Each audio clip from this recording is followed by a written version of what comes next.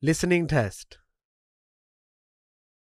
You will hear a number of different recordings and you will have to answer questions on what you hear.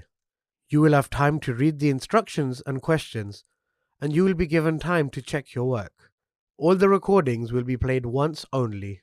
The test is in 4 parts. Now turn to part 1. You will hear a conversation between an insurance broker and a client. First, you have some time to look at questions 1 to 5.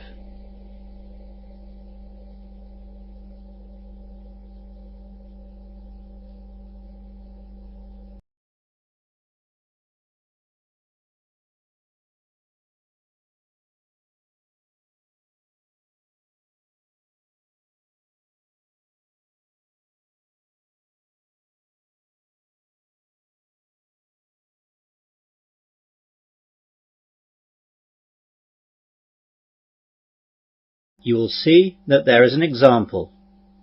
This time only, the conversation relating to this will be played first. Good morning, madam. Can I help you? Actually, yes. I've just got a new flat and I'm going to move my things in tomorrow and I haven't got any insurance yet for my things. I'd like a quotation for my car insurance as well to see if you can give me a better deal. It's coming up for renewal soon, you see. Fine. That shouldn't be a problem. Let's just take down some details.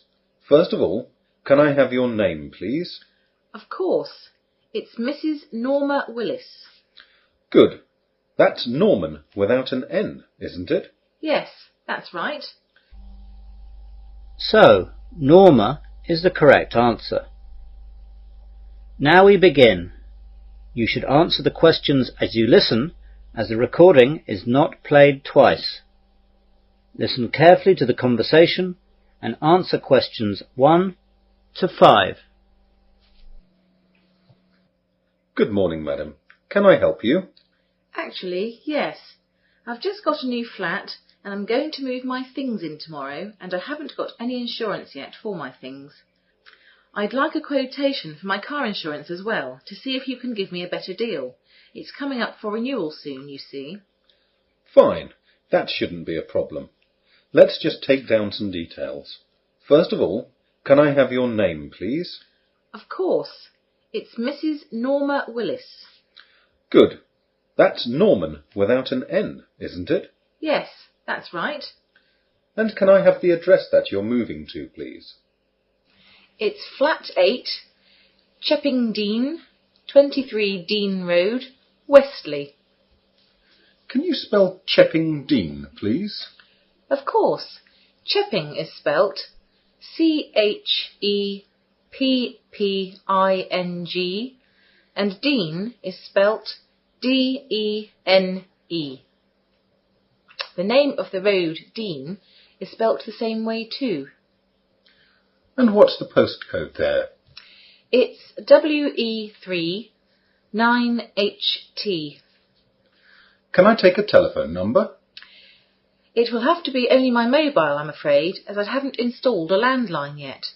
My mobile is 07525 745 642. Let's look at the car insurance first, quickly. I need the model, age, and engine size. It's a 4-year-old Toyota MR2 sports car. It has a 2-litre engine.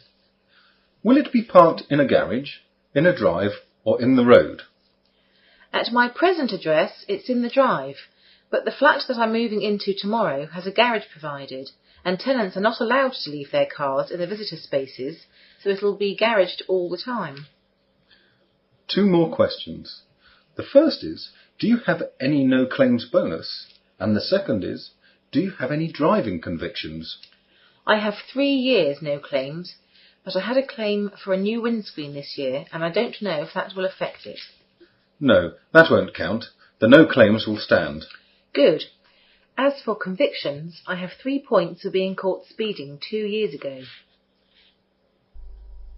Before the conversation continues, you have some time to look at questions 6 to 10.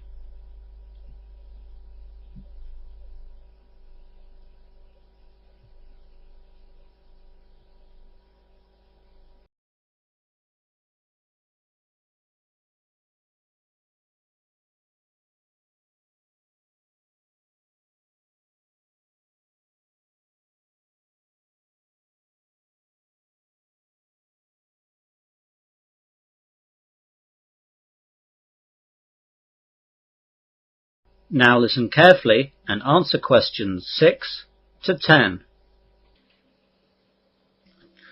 Right, let's have a look at the household stuff now, while the computer is checking rates for the car.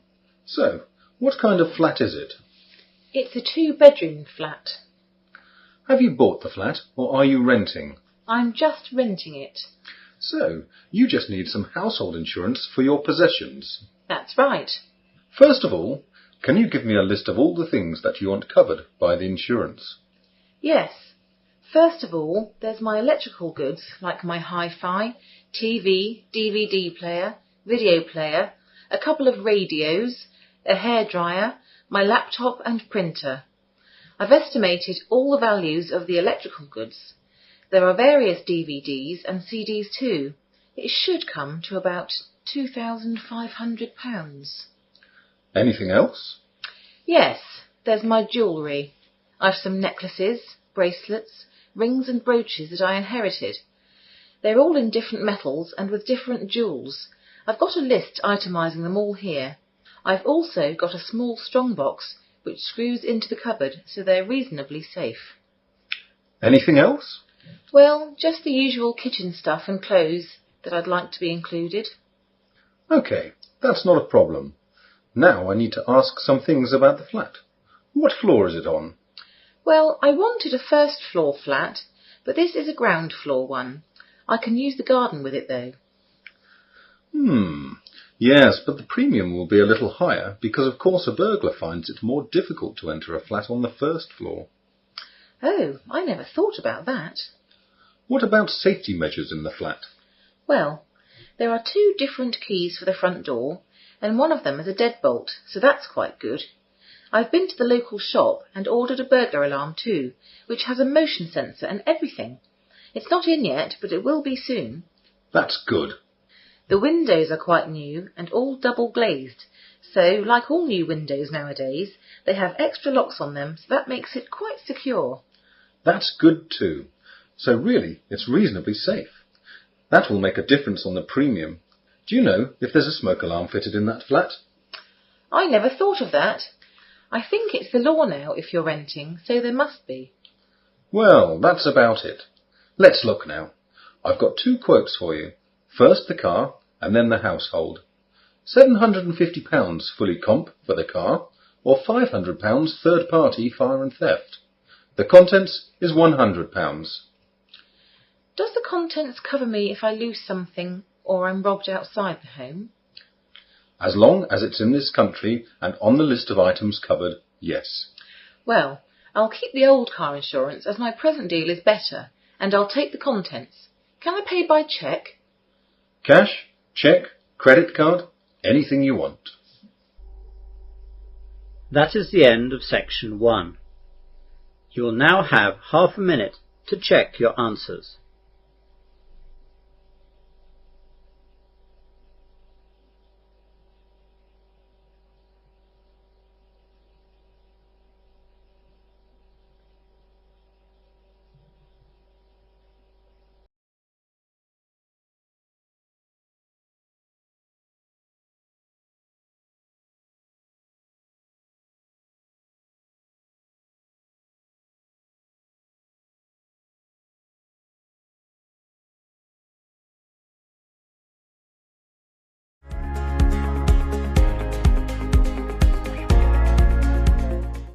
Part 2. You will hear a residence manager giving a short question and answer session to new residents. First, you have some time to look at questions 11 to 15.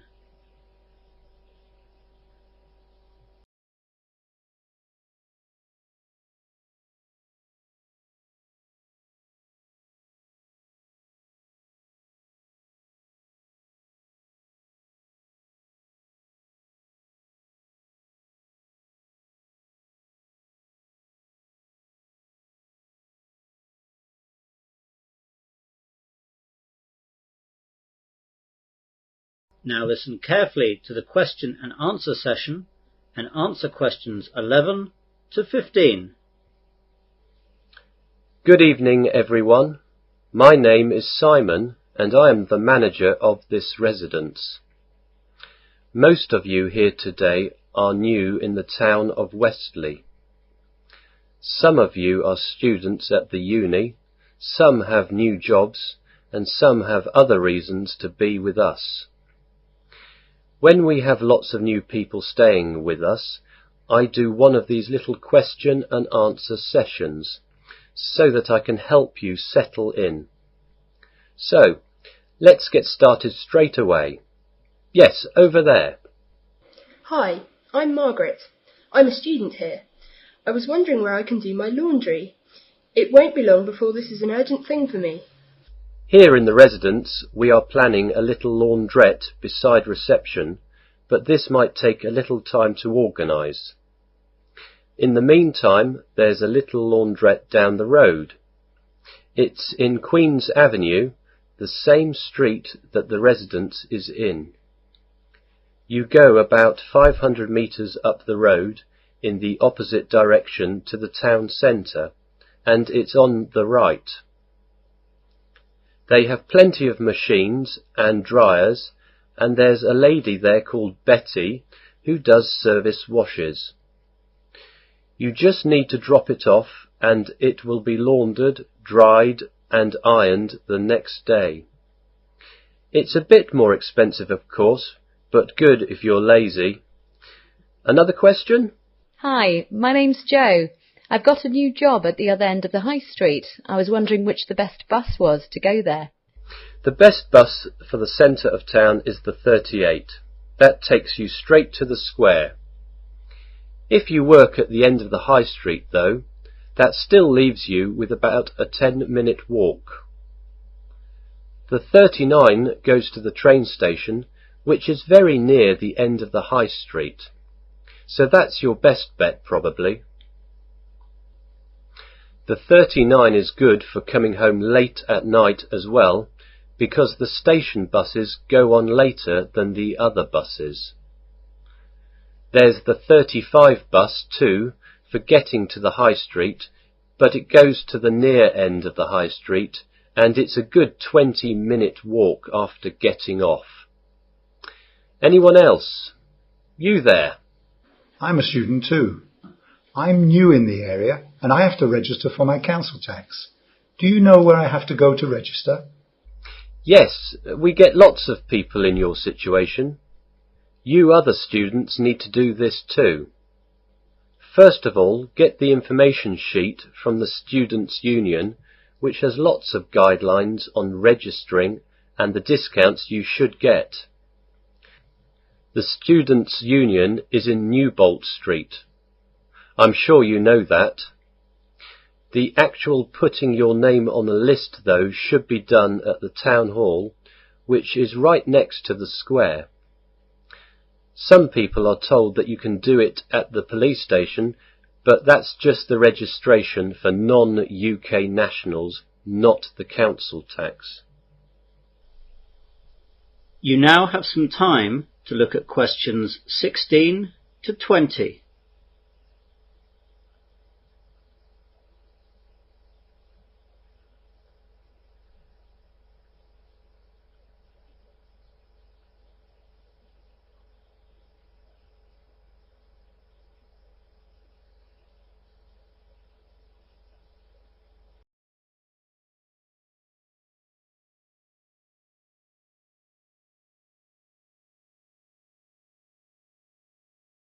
Now listen to the rest of the short question and answer session and answer questions 16 to 20.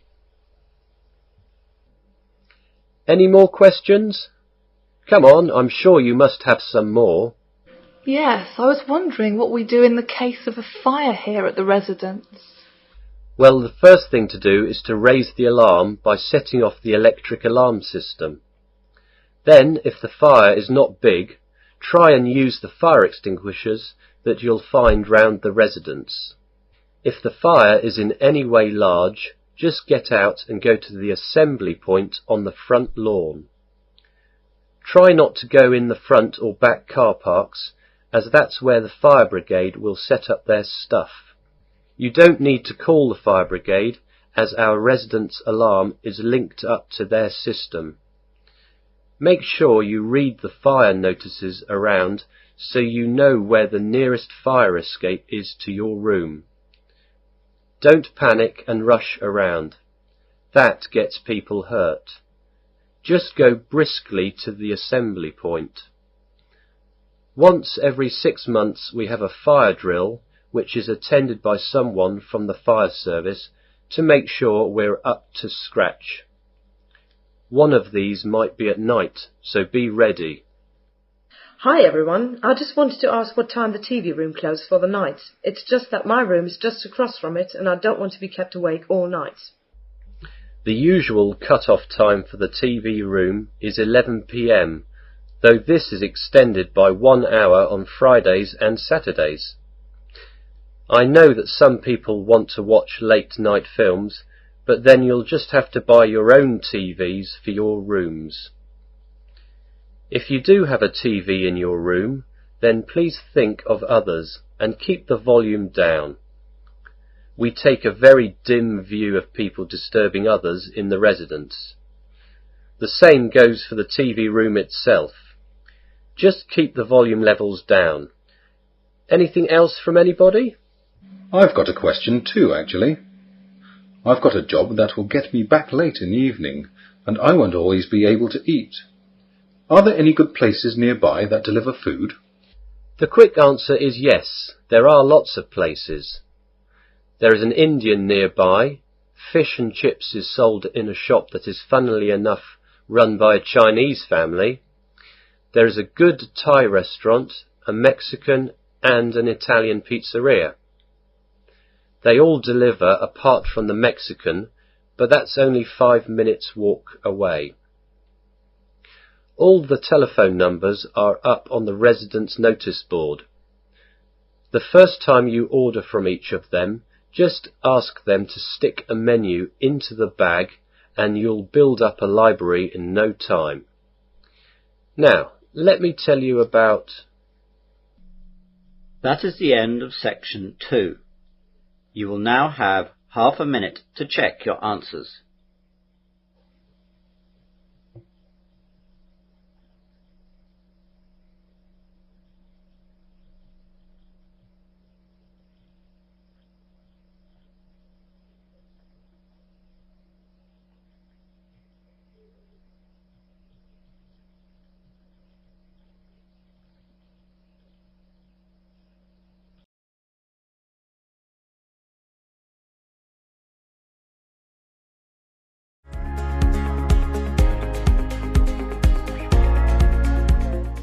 Part 3.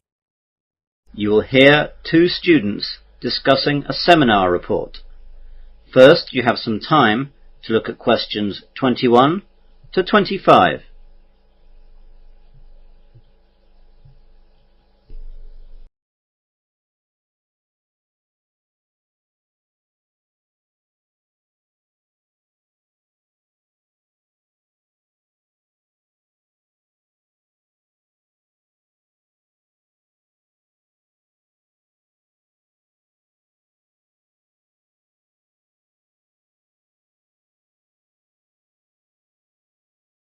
Now listen carefully to the discussion and answer questions 21 to 25. Hi Adrian, what are you reading? Oh, hi Nick. It's just an article on Australian immigration. I'm doing a report on it next week in a seminar for Dr. Ronaldson. On immigration? That sounds exciting stuff. Yes, it's not really very exciting, but there are some interesting bits. Such as? Well, for example, did you know that immigration to Australia first started over 50,000 years ago, when the ancestors of Australian Aborigines arrived via Indonesia and New Guinea? I can't say I did know that the Aborigines arrived in that way. Exactly. It's not as boring as you might think. Well, do you want to run through some of your ideas? I'm not doing anything right now. That would be great. Thanks. Fire away then. OK. Well, after the Aborigines, there was obviously a big gap until the next settlers arrived from London. Europeans began landing in the 1600s and 1700s, and the country was colonised by Britain in 1788. Weren't the first colonists just criminals transported by Britain? Britain certainly used the colony as a place to send their undesirables. The first colony was formally proclaimed as New South Wales on February the 7th, and this European settlement certainly did begin with a troop of petty criminals, second-rate soldiers, and a crew of sailors. When did other people start arriving? Immigration really sped up after the discovery of gold in Australia. The gold rush era, beginning in 1851, led to an enormous expansion in population all through the reign of Queen Victoria. And did that continue strongly? Not really. After the excitement of the gold rush died down, immigration slowed down considerably. The popularity of Australia as a place to go and live only really shot up after the Second World War. Didn't that cause problems as well? Yes. For a country that is well known today for its multicultural diversity and tolerance, Australia has had a checkered past. After the federation of all the Australian states, the White Australia policy was created to counteract flows of non-whites to Australia, and this policy became even more popular after the population push following the war. How did the policy come about? The origin of the policy can be traced back to the 1850s, when large numbers of Chinese immigrated to Australia to look for gold or to set up businesses such as restaurants. The Anglo-Australian population resented the Chinese, who were undercutting white labour prices. In response, the newly self-governing colonies introduced restrictions on Chinese immigration. By 1888, Chinese were excluded from all the Australian colonies, although those Chinese who were already in Australia were not deported. And how long did it go on for? The effective end of the White Australia policy is usually dated to 1973, when the Whitlam Labour government implemented a series of amendments preventing the enforcement of racial aspects of the immigration law. It had been fading for some years, though. Under the 1950 Colombo Plan, students from Asian countries were admitted to study at Australian universities. This trend continued when in 1957 non-whites with 15 years residence in Australia were allowed to become citizens. You now have some time to look at questions 26 to 30.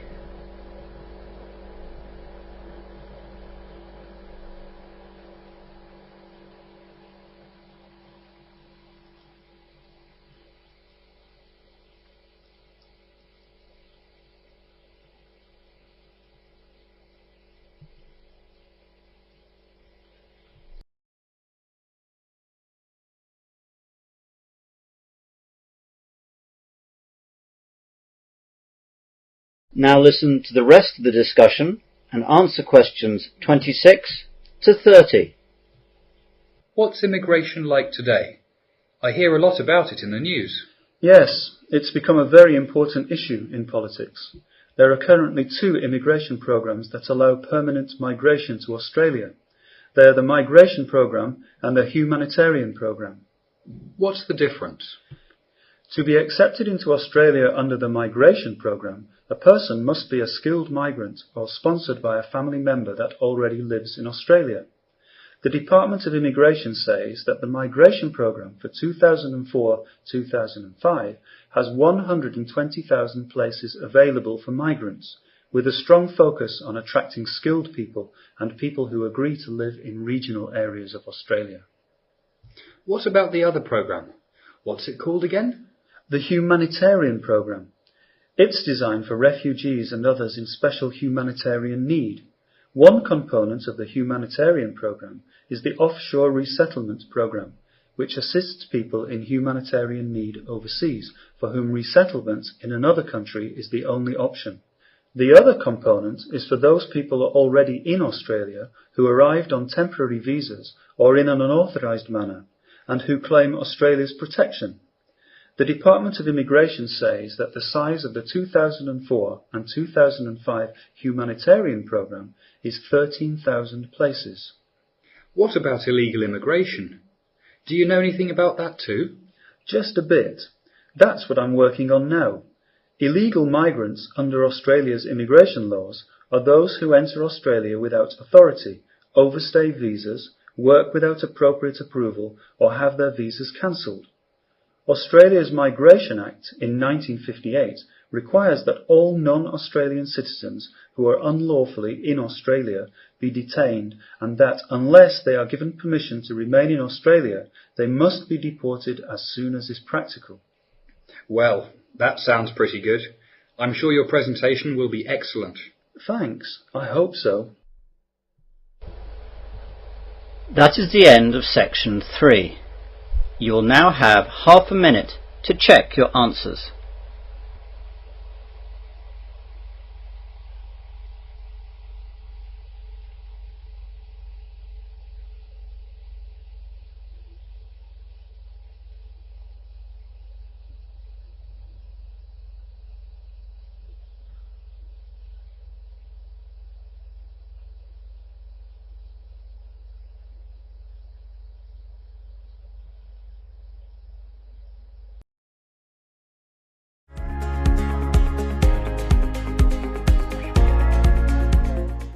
Part 4. You will hear part of an Earth Sciences lecture. First, you have some time to look at questions 31 to 36.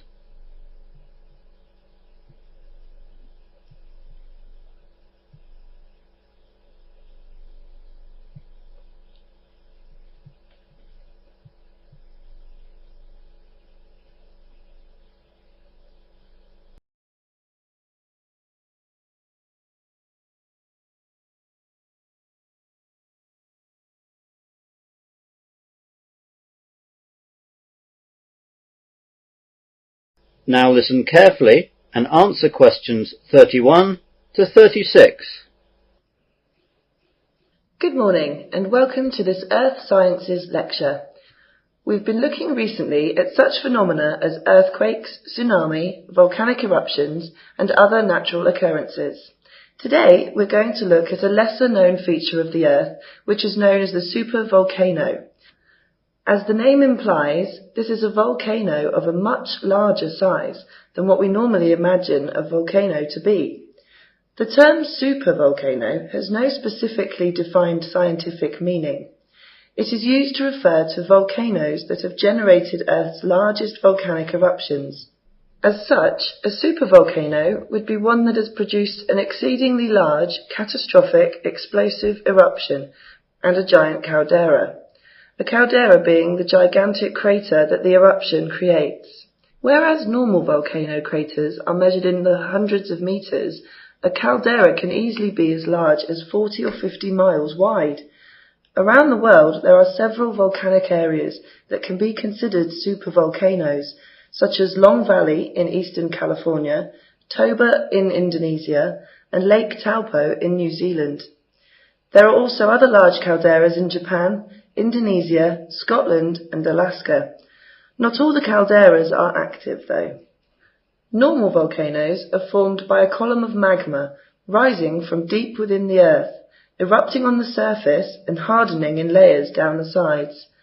This forms the familiar cone-shaped mountain we associate with volcanoes. Supervolcanoes, however, begin life when magma rises from the Earth's mantle to create a boiling reservoir in the Earth's crust. This chamber increases to an enormous size, building up colossal pressure until it finally erupts. An explosion like this could send ash, dust and sulfur dioxide into the atmosphere, reflecting the sun's rays and creating a cold wave lasting several years. Crops in many areas would fail, and many species of animals and plants, including humans, would face extinction. The most recent caldera-forming eruption in the US was about 650,000 years ago in the northeast United States. During that eruption, ground-hugging flows of hot volcanic ash, pumice and gases swept across an area of more than 3,000 square miles. The eruption also shot a column of volcanic ash and gases high into the Earth's stratosphere. This volcanic cloud circled the globe many times and affected the Earth's climate by reducing the intensity of solar radiation reaching the lower atmosphere and surface. Fine volcanic ash that fell downwind from the eruption site blanketed much of North America. This ash layer is still preserved in deposits as far away as Iowa, where it is a few inches thick, and the Gulf of Mexico, where it is recognizable in drill cores from the sea floor. You now have some time to look at questions 37 to 40.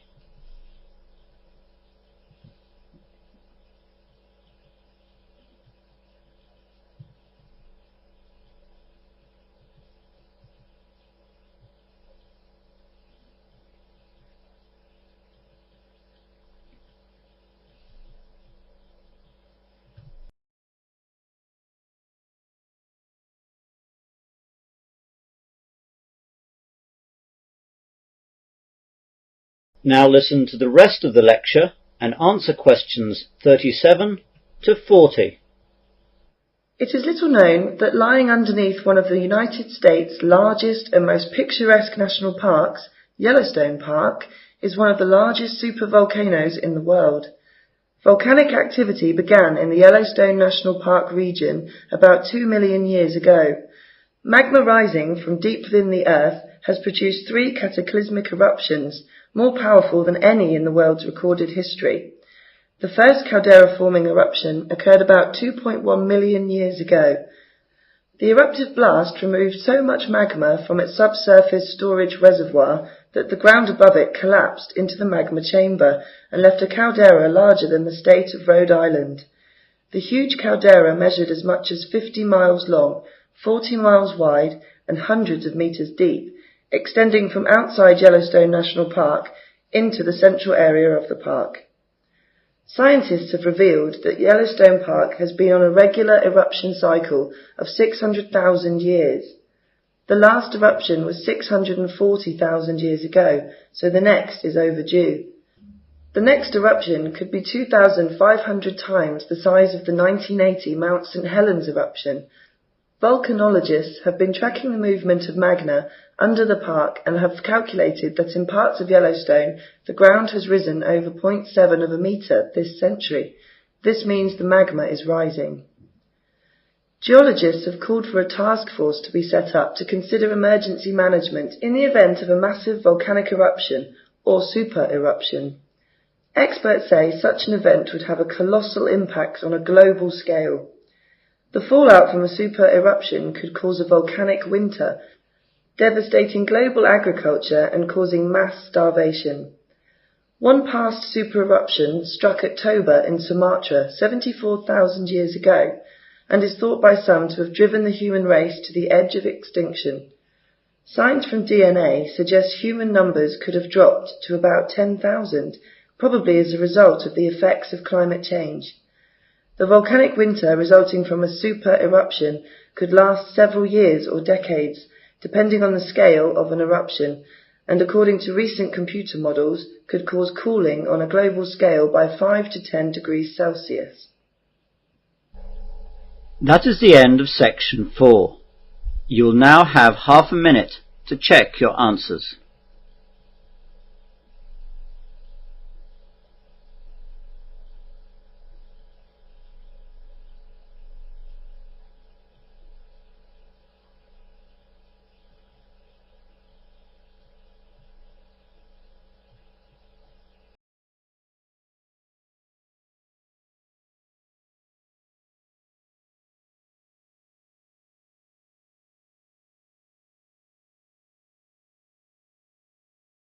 That is the end of the listening test.